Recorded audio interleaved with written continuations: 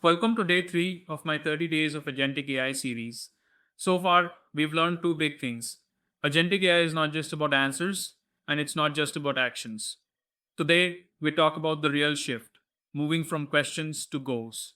Most of us still talk to AI like this: what should I do? Can you summarize this? Can you write an email?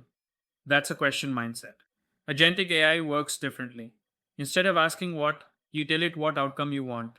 Not, can you help with my meeting? But prepare my meeting so I'm ready in 10 minutes. That single change changes everything. Now the AI doesn't wait, it plans, it decides what matters, it takes steps. It might review your calendar, scan past emails, pull key documents, highlight decisions, and give you a clear plan. You didn't micromanage it, you didn't explain every step. You just defined the goal.